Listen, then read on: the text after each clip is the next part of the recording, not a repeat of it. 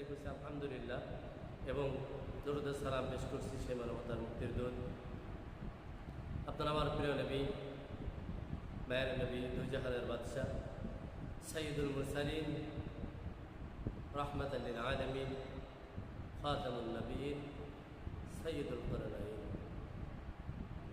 সব কিছু সম্মান বজায় রেখে নবীর উপরে দরুদ সালাম পেশ করছি সকলে বলি সাল্লাল্লাহু আলাইহি ওয়াসাল্লাম।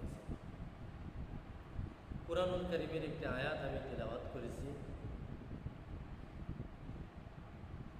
আমরা কুরআনকে তো বিশ্বাস করি, হাদিসকে বিশ্বাস করি, কিন্তু কিছু কিছু হাদিস আমরা বিশ্বাস করতে পারি না, মনের সাথে আমাদের মিল হয় না। সাহাবীদের জীবনী যখন শুনি আমাদের মিল হয় না, কিন্তু কোরআন অস্বীকার করার, কোরআনকে অবিশ্বাস করার, তুচ্ছ তাচ্ছিল্য মনে করার কোনো সুযোগ নাই। যদি এরকম কোনো চিন্তা চেতনা করে থাকি তাহলে আপনার আমার ঈমান নাই, ঈমান থাকবে না। তাই রব্বুল আলামিন কুরআনুল কারীমের ১৫০০ বছর আগে নাজিলকৃত একটি আয়াত তিলাওয়াত করলাম। আল্লাহ পাক আপনাকে আমাকে ডাক দিয়ে বলেন, ওয়াতাসিমু বিহাবলিল্লাহি জামিআ ওয়া লা তাফাররাকু। আমাদেরকে ডাক দিয়ে বলেন, তোমরা ও আমার বান্দারা, তোমরা সকলকে ঐক্যবদ্ধ হয়ে, সব মুসলমানগুলো একত্রিত হয়ে জীবন দিয়ে আঁকড়ে আমার রাজ্যকে শক্ত করে ধরো।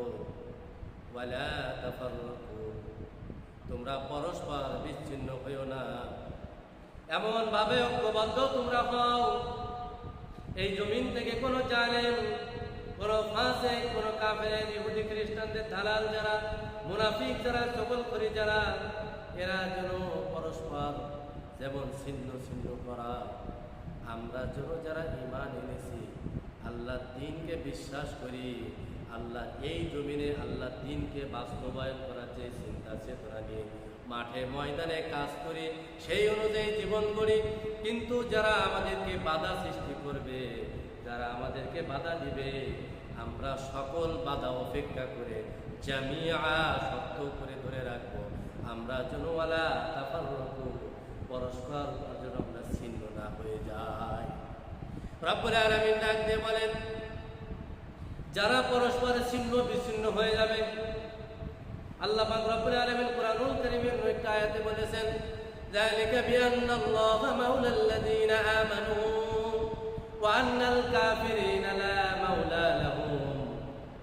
রব্বুল আলামিন তো কুরআনুল কারীমের আয়াতে জানিয়ে দিয়েছেন, বিশ্বাস যদি আমরা করি তাহলে আয়াতকে আমাদেরকে স্বীকার করে নিতে হবে।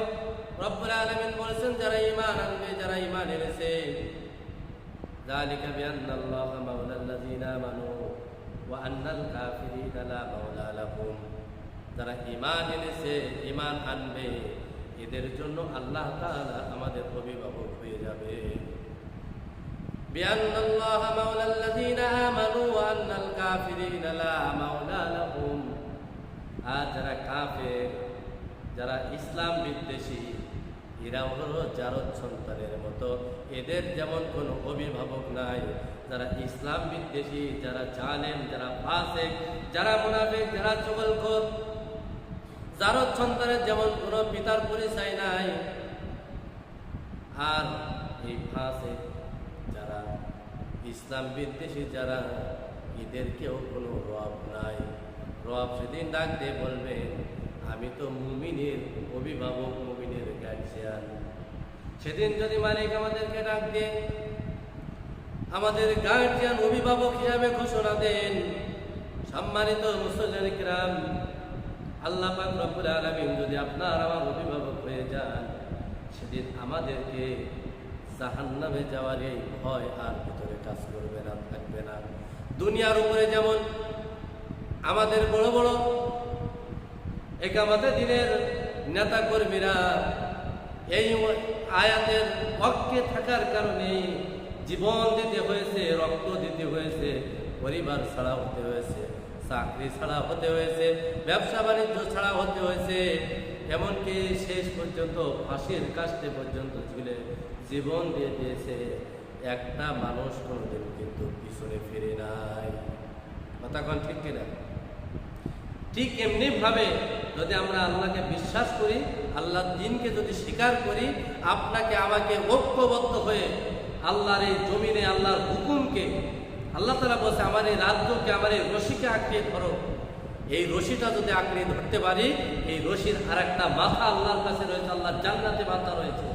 এখান থেকে যদি আল্লাহ তাআলা সেই রশি ধরে টান দিয়ে আমাদেরকে উঠাই নেয়, এদিন আপনি আমি আমরা সকলেই এই আঁকড়িয়ে ধরার কারণে পরস্পর যদি বিচ্ছিন্ন না হই, রব্বুল আলামিন সেদিন আমাদেরকে এই উসিলায় বিনা হিসেবে জান্নাতবাসী করবেন। আজ যদি আমরা পরস্পর বিচ্ছিন্ন হয়ে যাই, ইসলাম আমি আংশিক মানবো, আংশিক মানবো না, ইসলামের হুকুমটা আমার ভালো লাগবে সেটা আমি মেনে নেব, আর যেটা ভালো লাগবে না সেটা আমি ত্যাগ স্বীকার করে নেব, এমনি ভাবে যদি চলতে থাকি, রব্বুল আলামিন ডাক দিয়ে বলে তোমার ওই ইবাদত বন্দেগীগুলো কিয়ামতের দিন আমি সব তোমার মুখের উপরে ছড়িয়ে মেরে দিব। সেদিন আপনি আমি আর বাঁচার কোনো সুযোগ থাকবে না। আপনি আমি হজ করলাম, যাকাত দিলাম, 5 ওয়াক্ত নামাজ আদায় করলাম, দান সদকা করলাম, সমাজের ভালো ভালো কাজও করলাম, কিন্তু যদি আপনি আমি ইসলামী জমিনে প্রতিষ্ঠিত হোক এর বিরোধিতাভাবে কাজ করলাম, রাষ্ট্র ইসলাম দিয়ে চলুক এটা আমি চাইলাম না, কোরআন দিয়ে দেশ পরিচালনা হোক এটাও আমি চাইলাম না, শুধু নামাজ পড়লাম, রোজা রাখলাম, হজ করলাম, যাকাত দিলাম, ও মুসল্লিয়ানে কিরামরা, যদি সব ইবাদত বন্দেগী করার পরেও কিয়ামতের দিন আল্লাহর জান্নাত কিন্তু পাওয়া যাবে না। আপনি আমি যেই দল করি না কেন, যেই মত করি না কেন, আপনার আমার চিন্তা চেতনা থাকতে হবে আল্লাহর এই জমিনে আল্লাহর দ্বীনকে বাস্তবায়ন করার জন্য আল্লাহ পাক রব্বুল আলামিন আমাকে যে দায়িত্ব দিয়েছে সেই দায়িত্বটা বুকের সাথে আঁকড়ে ধরতে হবে। জীবন চলে যাবে, এই বুকের মধ্য দিয়ে আমাদের পরাণ পাখিটা তারা বের করে নেবে, বিভিন্ন রকম বিপদ আপদের ভিতরে ফেলবে, তবু আমি এই দিনের পথ থেকে এক চুলেও চুল পরিমাণ সরে দাঁড়াবো না। এরপরে আসেন আমরা কোরআনুল কারীমের সূরা আল ইমরানের আয়াতের ব্যাখ্যা বিশ্লেষণ শুনলাম। আল্লাহর এই কঠিন নির্দেশকে আমাদেরকে মেনে নিতে হবে। এই জমিনে আল্লাহর হুকুম প্রতিষ্ঠা করার যত কাজ আছে সব কাজগুলো ধরতে হবে। আমি মনে করি ইসলামী আন্দোলন ছাড়া কোনো সুযোগ নাই, ইসলামী আন্দোলন ছাড়া এই জমিন আল্লাহর দ্বীন বাস্তবায়ন করার কোনো সুযোগ নাই, শক্তিও নাই। কারণ আল্লাহ তাআলা বলছে তুমি যদি মুমিন হও তাহলে তুমি লড়াই করো, জীবন দিয়ে লড়াই করো, অর্থ সম্পদ দিয়ে লড়াই করো, মাল দিয়ে লড়াই করো, মুখের কথা দিয়ে লড়াই করো, কিন্তু আমি মুমিন, আমি কেমনি লড়াই করতেছি সেই সুযোগটুকু ইসলামী আন্দোলন যারা করে তারা কিন্তু সেই লড়াইয়ের পথগুলো আপনাকে আমাকে জাগ্রত করে দেখাই দিচ্ছে। সেই পথকে আঁকড়ে ধরতে হবে। আর যদি আমরা পরস্পর ছিন্ন বিচ্ছিন্ন হয়ে শুধুমাত্র নামাজ, রোজা, হজ, যাকাতের দান সদকার মধ্য দিয়ে জান্নাত খুঁজি, তাহলে কিন্তু আমাদের সব চিন্তা চেতনা মতদর্শী সব হয়ে যাবে। তাই এর থেকে যদি বেশি থেকে আপনাকে আমাকে আন্দোলনের পথে আসতে হয়, সম্মানিত মুসলিম কিরামরা আপনারাই বলবেন, সুন্দর দিন প্রতিষ্ঠিত করতে গেলে কোরআন ছাড়া বিকল্প আর কোনো পথ কিন্তু আমাদের খোলা নাই। সুন্দর করে আপনাদের সামনে একটি হাদিস বর্ণনা করলাম। আমরা ইমামরা, আমরা আলেমরা, আমরা কারা? আমরা নাইবে নবী, নবীওয়ালা কাজ যারা করে, দাওয়াতি কাজ যারা করে তারা নাইবে নবী। এখন এই আলেম সমাজ যদি ঘুম পড়ে থাকে, ঘুমান্ত অবস্থায় জীবন কাটিয়ে দেয়, এই জমিনে আল্লাহর দ্বীনকে কারা বাস্তবায়ন করবে? তাই যারা যে আলেমরা মাঠে ময়দানে কোরআন হাদিস দিয়ে অনেক নির্যাতন নিপীড়নের মধ্য দিয়ে যারা এভাবে দ্বীন প্রচার করে যাচ্ছে, সম্মানিত দিনদার মুত্তাকিন মুসলমানেরা শুনেন, এই আলেমদের সাথে সম্পর্ক রেখে হাতে হাত রেখে ঐক্যবদ্ধ হয়ে আমাদেরকেও ময়দানে এমনি কাজ করে যেতে হবে। আর আমরা যদি এই কাজগুলো না করতে পারি, আলেমদের বিরোধিতা করি, আলেমদের সাথে শত্রুতা তৈরি করি, শুধু যদি মনে করি একজন আলেমের দায়িত্ব মসজিদ পরিচালনা করা, মাদ্রাসা পরিচালনা করা, কেউ ব্যক্তি মারা গেলে তার দাফন কাফন করা এবং 3 দিন পরে বড় করে মিলাদ মাহফিল করে তার এই জীবনের সব দায়িত্ব পালন করা, এটা হবে ভুল। একজন আলেম সাধারণ মানুষকে জান্নাতের পথ দেখাবে, ইসলামী আন্দোলন কি জিনিস সেটা বোঝাবে, ইসলামের পথ কি সেটা দেখাবে, ইসলামী রাষ্ট্র সমাজ কায়েম করার যে মতগুলো সেই মতগুলো তাকে বোঝাবে, যেই পথগুলো আছে সেই পথগুলো চিনাবে। এমনকি তার ইমানকে এমন মজবুত করে দিতে হবে যেই ইমান যেন কোনোভাবে ছিন্ন না হয়ে যায়, একজন মানুষ যেন ইসলাম বিদ্বেষী না হয়ে যায়, একজন আলেম বিদ্বেষী না হয়ে যায়, কোরআন বিদ্বেষী না হয়ে যায়। এই কাজগুলো যারা করে তারাই হলো আলেম। শুধু আলেম সাজতেই আলেম পাওয়া যাবে না। সুতরাং এই আলেমের সাথে যারা শত্রুতা করবে, আলেমকে যারা নির্যাতন নিপীড়নের দ্বার প্রান্ত পর্যন্ত পৌঁছাই দিবে, এরা হলো আমাদের নবীকে অসম্মান করবে, নবীকে পর্যন্ত কষ্ট দিবে। কারণ আল্লাহ রসুল বলেছে আলেমরা হলো আমার ওয়ারিস, আর এই ওয়ারিসদেরকে যারা কষ্ট দিবে তারা যেন আমাকে কষ্ট দিল, আর নবীকে যদি কেউ কষ্ট দেয় তাহলে তারা যেন নবীকে কষ্ট দিল না, আমার আল্লাহকে তারা কষ্ট দিল। কারণ আমরা একটি আয়াত পড়ে দেখেছি, বলেন কুনতুম তুহিব্বুনাল্লাহ ফাত্তাবিউনি ইউহিব্বুকুমুল্লাহ ওয়া ইয়াগফির লাকুম যুনুবাকুম আল্লাহু গফুরুর রহিম। আল্লাহর নবী ডাক দিয়ে সুন্দর করে সাহাবীদেরকে এই কুরআনুল কারীমের আয়াত বুঝিয়ে দিলেন, তোমরা যদি আল্লাহকে ভালোবাসতে চাও, আল্লাহকে যদি তোমরা পাইতে চাও, তাহলে আমি নবীকে তোমরা ভালোবাসো, আর আমি নবীকে যদি তোমরা ভালোবাসতে পারো তাহলে তোমরা আমাকে ভালোবাসলে না, যেন স্বয়ং আল্লাহকে ভালোবাসলে।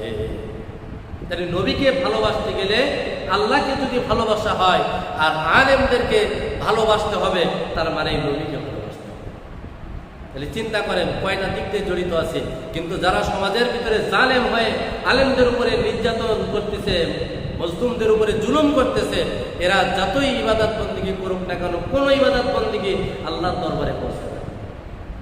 যে ব্যক্তি আলেম বিদ্বেষী, ইসলাম বিদ্বেষী, এর কোনো ইবাদত বন্দিগি আল্লাহর দরবারে পৌঁছাবে না। সুতরাং আমরা আজকে যারা এই আলোচনাগুলো শুনবো,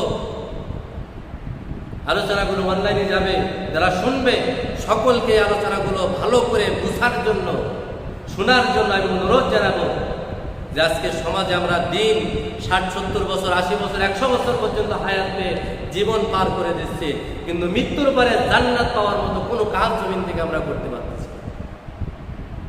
তাই আমরা আলেম বিদ্বেষী হব না, আলেমদেরকে সম্মান করব।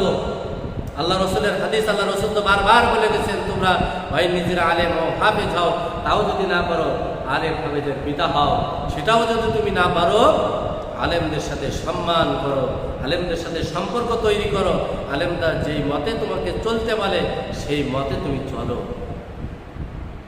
সম্মানিত দিনদার মুত্তাকিন মুসলমানেরা, এই দিনকে বাস্তবায়ন করার জন্য আমাকে নবীওয়ালা সমস্ত কাজগুলো করতে হবে, এবং আমরা আলেমরা যে কাজগুলো সমাজের মানুষদেরকে দেখাবো, সমাজের মানুষদেরকে ঐক্যবদ্ধ হয়ে এই কাজগুলো করে এই জমিন আল্লাহর দিনকে বাস্তবায়ন করতে হবে।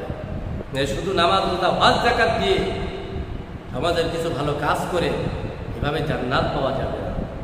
তাই আপনাদের কাছে উদাত্ত আহ্বান রাখবো, আপনারা ঐক্যবদ্ধ হয়ে আল্লাহর হুকুম প্রতিষ্ঠা করার জন্য যে কাজগুলো দরকার সেই কাজগুলো করুন। আপনারা ছোট চোখে আলেমদেরকে দেখবেন না। এই ছোট চোখে যদি আলেমদেরকে দেখা হয় তাহলে আপনি ইসলাম বিদ্বেষী হয়ে যাবেন, আলেম বিদ্বেষী হয়ে যাবেন, নবী বিদ্বেষী হয়ে যাবেন, আর এর জন্য আপনার জন্য মৃত্যুর পরে জাহান্নাম অপেক্ষা করতেছে। সব মুসলমানেরা যদি ঐক্যবদ্ধ হয়ে যেত, নামাজে যেমন সারি সারি হয়ে কাতারবদ্ধ হয়ে নামাজ আদায় করে, এই মর্যাদাগুলো কাতার সোজা করার এই ফজিলাতগুলো শুধু বাহির পর্যন্ত নিয়ে যেত, সমাজ পর্যন্ত নিয়ে যেত, রাষ্ট্র পর্যন্ত নিয়ে যেত, তাহলে এই জমিনটা আর জাহান্নামের জমিন হতে পারত না, জান্নাতের একটা জমিন হয়ে যেত। এই রাষ্ট্রটা ছোটখাটো একটা জান্নাতে পরিণত হয়ে যেত। পরিবারে যদি ইসলাম আমি সঠিকভাবে মানতে পারতাম, পরিবারটা জান্নাত হয়ে যেত। সন্তানগুলোকে যদি সত্যর পথে আনতে পারতাম, সন্তানগুলো ইমানদার হয়ে যেত। তাই আপনি আমি কোরআনুল কারীমের আয়াত আর হাদিসগুলো সুন্দরভাবে আমল করে জীবন গঠন করতে পারি, সেই তৌফিক আল্লাহ সুবহানাহু ওয়া তাআলা আমাদেরকে যেন দান করেন। আমরা সকলেই বলি আল্লাহুম্মা আমিন।